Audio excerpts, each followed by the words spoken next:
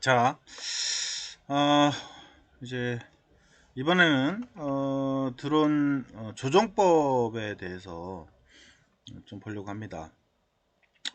좀 화면을 이번에는 좀 바꿔봤습니다.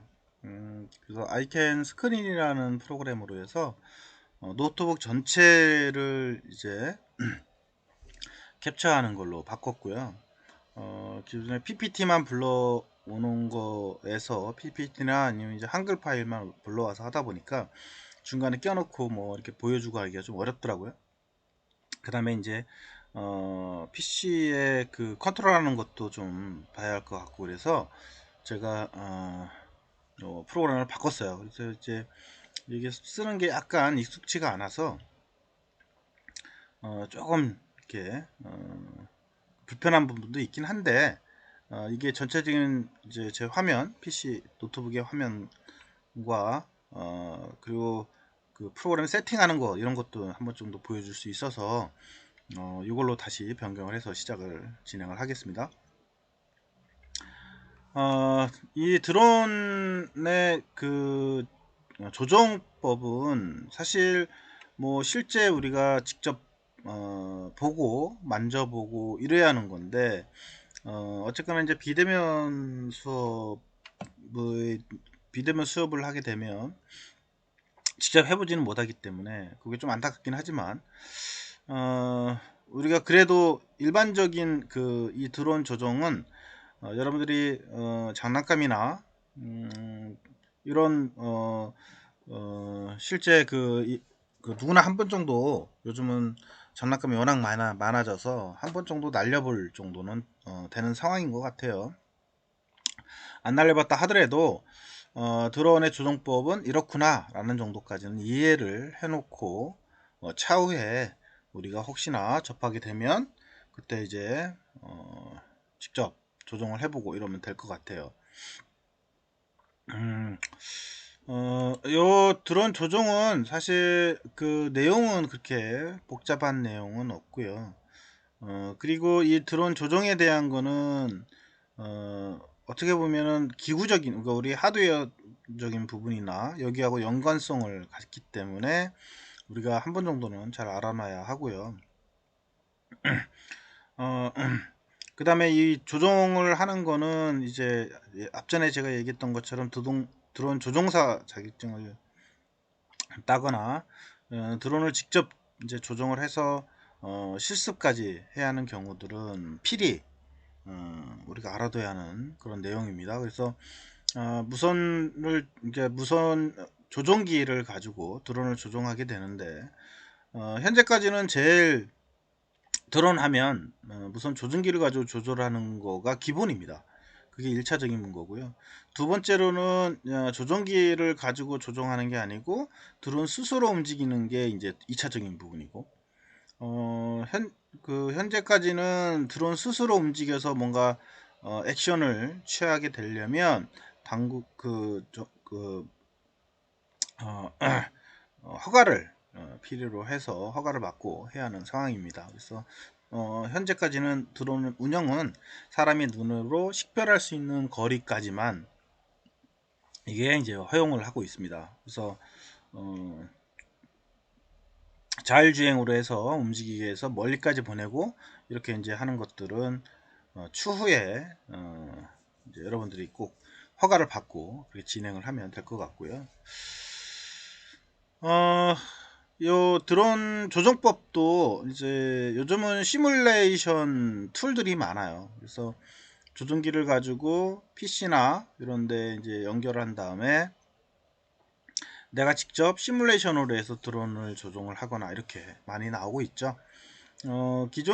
예전에는 이제 우리 헬리콥터라든가 이런 모형 비행기 이런 것들을 날릴 수 있는 그런 시뮬레이션 프로그램들이 많았었습니다. 물론 여러분들이 큰 헬기 같은 경우들은 무선 헬기 같은 경우는 걔도 마찬가지로 조종사 자격증이 있어야 조종할 수가 있어요. 드론하고도 완전히 서로 다른 자격증입니다.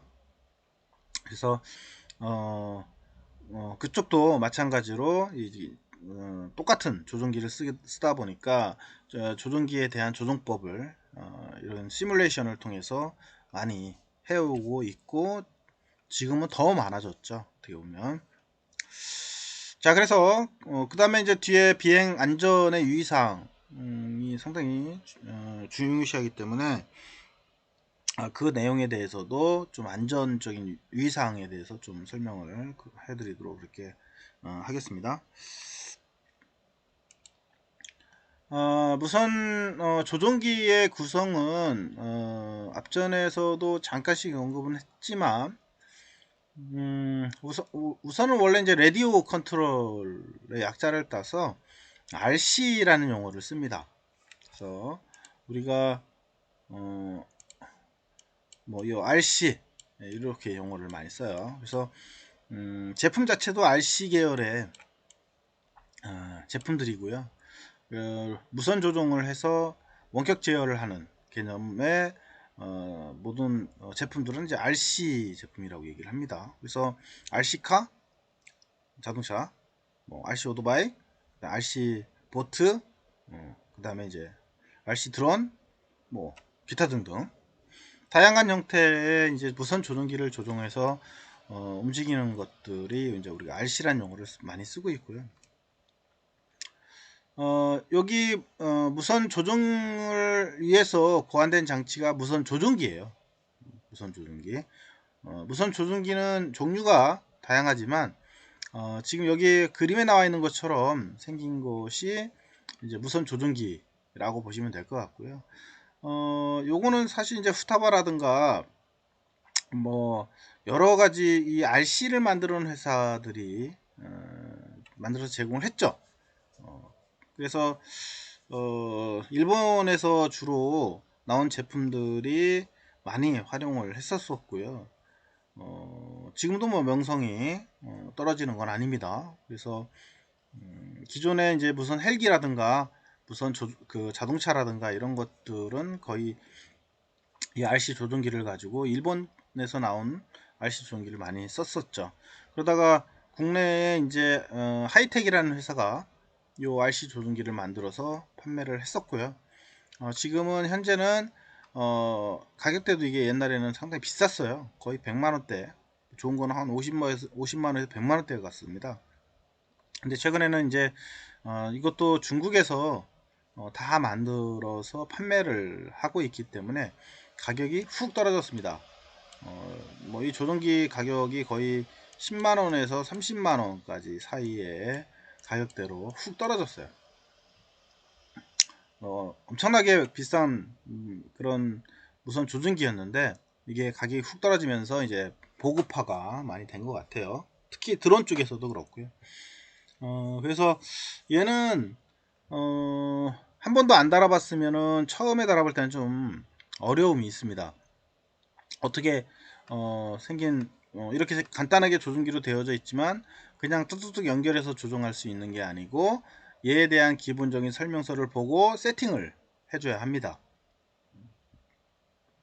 그래서 요 각 하나하나 이런 레벨 이런 단자들을 그냥 쓸 수 있는 게 아니고 다 하나씩 세팅을 한 다음에 써야만 되는 거죠. 그래서 사용자들이 그 해당하는 키들을 세팅을 해서 쓰게 이렇게 만들어서 공급을 하고 있고요. 이 조종기는 크게 이제 두 가지로 구성이 되죠. 조종기 수신기하고 이제 송신기하고 두 가지가 됩니다. 그래서 요 수신기는 이제 이런 형식으로 되어 있고요. 송신기는 우리가 이제 이렇게 조종 레버로 해서 구성이 되어 있습니다. 그래서 이쪽에서 보내기 때문에 송신기, 이거가 받기 때문에 수신기라고 하는데요. 최근에는 이제 요 수신기에서 송신기 쪽으로 다시 신호를 피드백을 해서 주는 그런 기능들을 가지고 있는 것도 많이 존재합니다. 그래서 어떻게 보면 이 모듈 자체가 송신과 수신을 하는 그런 송수신 모듈로 구성이 되어 있어요. 근데 일반적으로 얘기할 때는 얘는 수신기, 얘는 송신기 이렇게 이제 얘기를 하고 있죠. 그리고 얘들은 최근에는 이제 2.4기가대에 2.4기가 헤르츠죠. 헤르츠대의 주파수를 쓰고 있습니다. 기가테헤르츠를 쓰고 있고요. 그래서 우리 이제 블루투스나 이런 것들이 다 2.4기가대 주파수잖아요. 그래서 여러분들 스마트폰에 블루투스 연결을 하고 이런 것들은 2.4기가대의 주파수대를 사용을 하고 있어요. 거의 같은 주파수대라고 보시면 될 것 같고요. 그래서 이제 여러분들 그 블루투스를 써볼 때 한 번 정도 들어본 용어가 뭐냐면 디바이스하고 스마트폰하고 디바이스하고 서로 예를 들면 이어폰이다. 그럼 이어폰하고 뭐예요? 페어링이라는 거를 해야만 통신을 할 수가 있죠. 그래서 스마트폰에서 뭐예요? 블루투스의 모듈을 세팅을 해주죠. 뭐 어떤 경우는 이제 암호까지도 설정을 해야 하는 경우가 있고요. 왜냐면 다른 사람이 접속하면 안 되니까. 그런 식으로 이제 송신기와 수신기가 서로 페어링이라는 거가 되지 않으면 통신할 수 없는 그런 구조로 되어져 있어요. 그래서 블루투스뿐만 아니고 여기서 사용하고 있는 2.4기가대 이 모듈도 마찬가지입니다. 그래서 처음에 이 모듈 따로 이 모듈 따로 이렇게 사다 놓고 그냥 그 전원만 넣는다 해서 얘들이 두 개가 통신하느냐? 그건 아니라는 거죠. 반드시 이 모듈과 이 모듈 사이에 페어링이라는 작업을 해줘야만 되고요. 그 페어링을 하는 방법은 이 수신기와 조종기에 따라서 달라지게 됩니다. 그래서 꼭 그 매뉴얼을 우리가 확인을 하고 어떻게 페어링이 되는지 그리고 그 페어링 방법에 의해서 반드시 세팅을 해놔야 되고요. 얘도 마찬가지로 우리 스마트폰에 블루투스 어때요? 한번 세팅을 해놓으면 이제 전원만 들어오면은 자기가 알아서 연결이 되잖아요. 얘도 마찬가지입니다. 얘도 한번 처음만 세팅을 해놓으면 이 수신기와 이 송신기가 하나의 세트로 이렇게 구성이 됩니다. 뭐 영구적인 건 아니고요. 당연히 바꿀 수가 있습니다. 그래서 한번 세팅을 해놓으면 얘하고 얘는 그대로 같이 붙어 있게 되는 거죠. 전원만 키면. 그래서 다른 사람의 세트하고 서로 충돌이 안 나도록 이렇게 이제 하고 있어요. 그것도 한 공간에서 얘를 아주 많이 쓴다. 여러 세트를. 그러면은 또 혼선이 생길 수도 있습니다. 왜냐면 이런 무선 채널이라고 하는 거는 한 공간에서 쓸 수 있는 그 채널 수가 한정이 되어져 있어요. 그래서 무한장 같은 공간에서 여러 개의 세트를 공동으로 쓸 수가 없습니다. 그래서 가끔 이제 어떤 현상이 일어나냐면 이 조종기를 조종했는데 내 거의 수신기가 응답하는 게 아니고 다른 상대방의 수신기가 응답을 하는 경우들도 종종 있죠. 그래서 혼선이 생겨서 그렇기 때문에 거의 일반적으로 우리가 쓰는 이런 이제 그 RC용 소위 RC용이라는 것들은 한번 세팅이 되면 거의 이제 혼선까지 갈 일은 그렇게 많지는 않습니다. 그렇지만 경계수라는 게 있기 때문에 너무나 많은 것이 한 공간에서 이제 운영이 되면 문제가 생길 수도 있다라고 하는 것을 전제로 알고 있어야 한다는 거죠. 그래서 가끔 이제 전시관이나 아니면 경기 대회장을 가면 약간씩 이게 서로 신호들이 침범을 하는 경우들이 있어요. 그래서 내가 원하는 동작을 하는데 동작이 안 되는 경우도 생길 수가 있다라고 하는 거죠. 그래서 대회 같은 거 할 때는 다른 무선 조종기를 키거나 이런 거를 금하고 있어요. 그래서 대회에 참가자하는 사람들만 다른 채널을 선택을 해서 각각 다른 채널을 선택을 해서 대여를 수행을 하고 이렇게 하고 있죠. 어쨌거나 이렇게 송신기와 수신기는 서로 페어링을 해야 한다.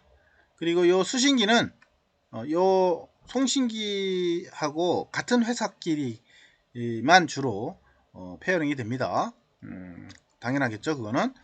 그래서 그 같은 회사에서 만든 요 수신기들은 여러 가지가 또 존재할 수도 있어요. 그래서 그 수신기마다 다르니까 꼭 확인을 해야 합니다. 그리고 수신도 방식이 또 여러 가지가 존재해요. 그래서 요 하나만 가지고 우리가 사용을 하려고 해도 많은 시간이 필요합니다. 그래서 혹시나 사용해보지 않은 분들은 차후에 이거를 이런 특성들이 있구나 라고 하는 것을 알고 접근하시면 쉽게 배우는데 문제가 없지 않겠냐라는 생각이 드네요. 자, 그러면 뭐 저도 지금 요 그 앞전에 얘기했던 것처럼 국산은 사라졌기 때문에 지금은 이제 그 중국 거의 제품을 주로 많이 국내에서는 쓰고 있어요. 혹은 일본 거를 쓰고 있거나 그렇게 되어져 있고요. 한 가지 또 우리가 알아둬야 할 거는 이런 무선 모듈들은 꼭 지켜줘야 할 게 있어요. 뭐냐면 요게 이제 한국에서 뭐 개발을 했건 아니면 해외에서 개발을 했건 요 제품이 한국 내에서 사용을 한다 라고 하면 반드시 전파 인증이라는 거를 해야만 됩니다. 전파 연구소에서 KC 전파 인증을 반드시 형식 승인을 받아야 하고요. 해외에서 직수입을 해서 쓰는 경우들은 하나를 쓰는 경우는 여러분 문제가 없습니다. 그러나 쓰다가 만약에 사고가 났다라고 하면 그때는 책임감을 물게 됩니다. 그리고 형식 승인이 나지 않은 거를 중고 거래를 하거나 이렇게 하면 또 법적인 제재를 받게 됩니다. 그게 이제 일반적으로 상거래할 때는 문제가 안 되지만 만약에 이걸 가지고 사고가 났다 라고 하면 그때는 법의 잣대가 허용이 되게 됩니다. 그래서 반드시 여러분들 꼭 알고 있어야 하는 게 이런 조종기들은 가능하면 KC 전파 인증 번호가 있는 거를 사용을 한다는 거를 꼭 잊지 않았으면 좋겠고요. 그리고 이제 요 무선기의 특징 중에 하나가 뭐냐면 이제 채널이에요. 채널. 얘가 제어할 수 있는 채널 수가 몇 개냐. 그래서 그 채널 수에 따라서 가격이 또 달라지고요. 그 채널 수가 많으면 많을수록 요 조종기도 복잡해지지만 이 조종기를 가지고 제어할 수 있는 동작시킬 수 있는 범위가 더 많아지게 된다는 거죠. 그래서 일반적으로는 이제 8채널짜리를 이제 쓰고요. 혹은 이제 10채널 아니면 12채널 이런 식으로 채널에 따라서 사용을 하게 되고요. 드론에서는 기본이 8채널이에요. 기본 8채널은 기본으로 있어야 하고요. 뭐 6채널까지도 사용을 하긴 하는데 6채널도 약간 부족합니다. 그래서 한 8채널 정도는 최소한 있는 게 제일 안전한 것 같고요. 그 다음에 10채널, 12채널은 내가 여기다가 더 많은 거를 제어할 수 있는 추가적인 기능을 넣을 수 있는 거니까 혹시나 여러분들이 이걸 가지고 뭐 기타 등등 뭐 또 다른 드론을 가지고 액션을 취해서 뭔가 제어를 하고 싶다 라고 하면 나머지 채널도 있는 거를 갖다가 쓰는 게 더 유용하게 쓸 수가 있고요. 여기에 요 스위치들 있죠. 스위치. 요 스위치라든가 요 레버들이라든가 이런 것들이 다 채널로 구성되어 있어요. 이런 것들이. 그냥 멋으로 놓은 건 아니고 요 각각의 채널당 하나씩 설정이 되어 있는 그런 구조로 되어져 있습니다. 그래서 그 채널 설정은 요 내부에서 설정할 수도 있고 반드시 채널을 내가 어떤 채널을 어떤 걸 쓸 건지를 사용자가 조정해서 세팅을 해서 쓸 수가 있다 라고 하는 거고요.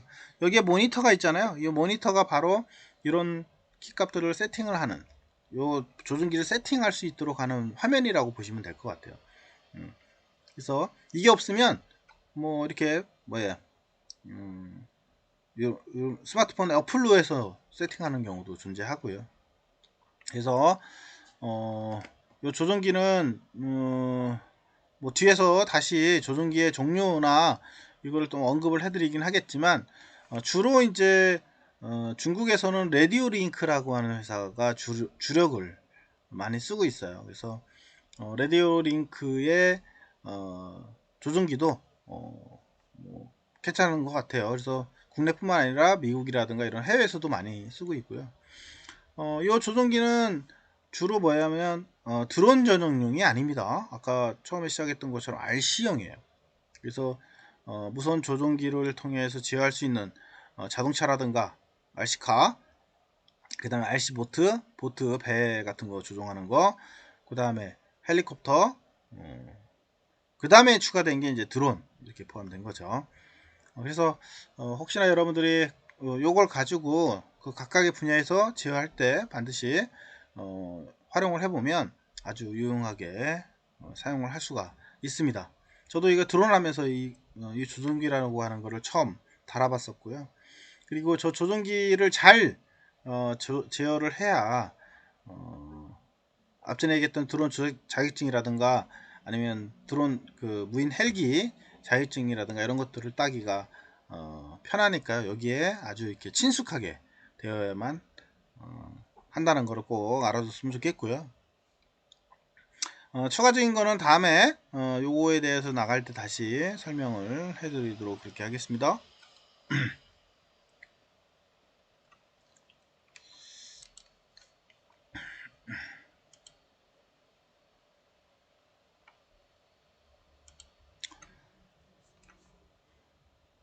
자, 그 다음에 우리가 무선 조종기의 동작은 크게 이제 그 요 송신기의 각 채널이라는 용어 나오죠. 채널 통해서 조종기 랩의 움직임을 신호로 전달한다. 그러니까 아까 각각의 그 레버들이 각 채널로 설정을 하고 그 채널을 통해서 그 신호를 전달하게 된다 이 말입니다. 그래서 여기에 이제 이 조종기에 채널이라고 요 각각 하나 아이고 요거 요 하나하나당이 이게 다 채널로 구성이 되어져 있어요. 그래서 요 각각을 제어를 하게 되면 그 해당하는 채널의 신호가 전달이 돼서 그 신호를 받아서 그거 해당하는 거에 동작을 매칭을 시키면 이제 동작을 하게 되는 거죠.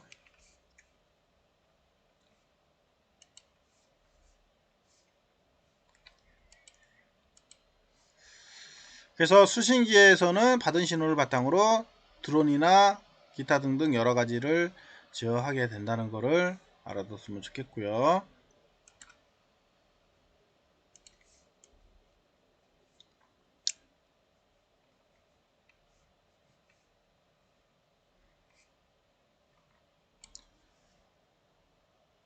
자, 그러면 요 조종기를 우리가 드론의 입장으로 설명을 하면, 드론은 이제 쿼드커터 이렇게 이제 프로펠러가 4개가 있는 모델을 우리가 생각을 하면, 여기에다가 우리가 이 조종기를 이제 수신기를 붙이게 되고요.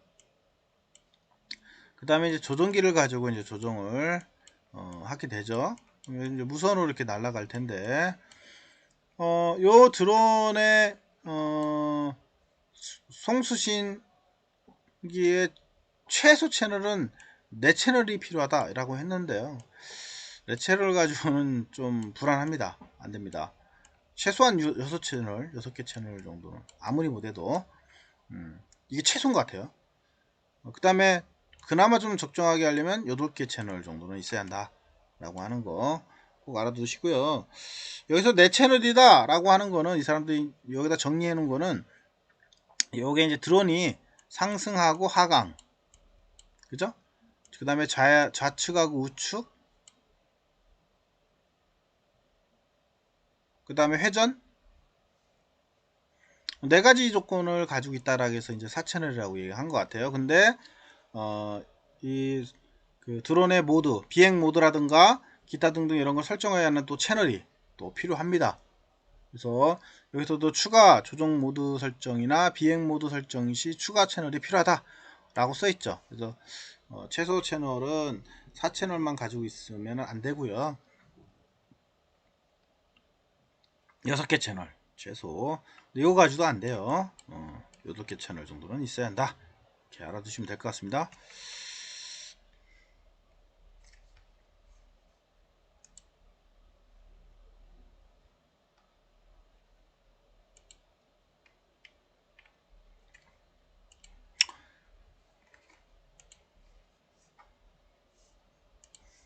자, 그러면 여기 조종기의 채널 대비 설정을 해 놓은 예가 있습니다.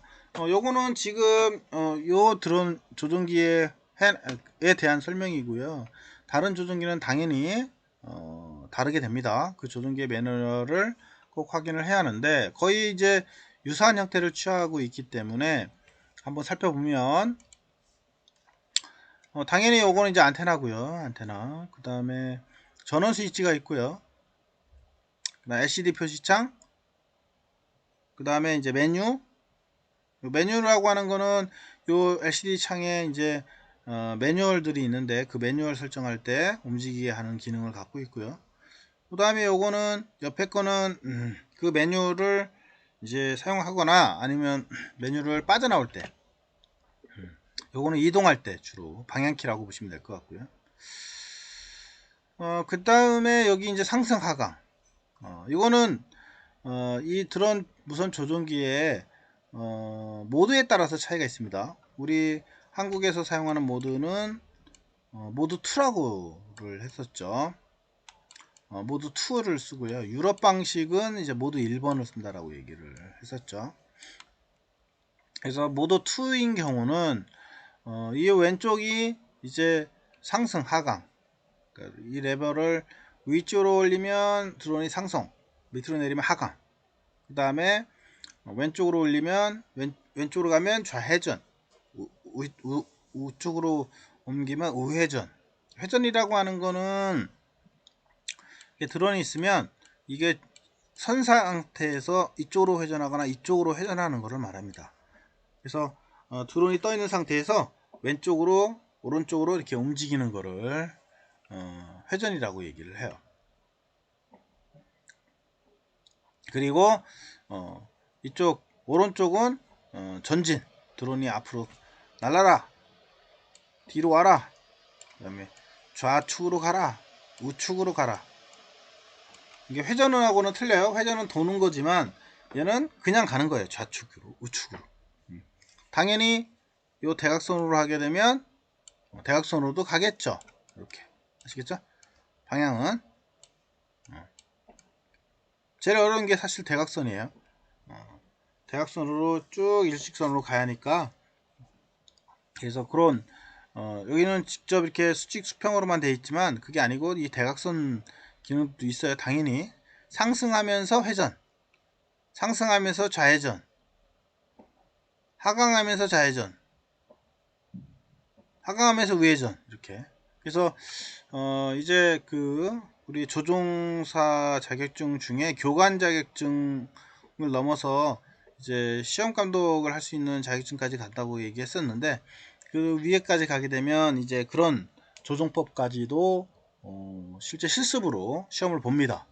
그러니까 이 조종기가 몸에 완전히 익혀야 됩니다. 우리 운전면허를 가지고 운전하듯이 얘도 요거 조종기에 대해서 익혀야만 시험을 볼 수가 있는 그런 상태라고 보시면 될 것 같아요.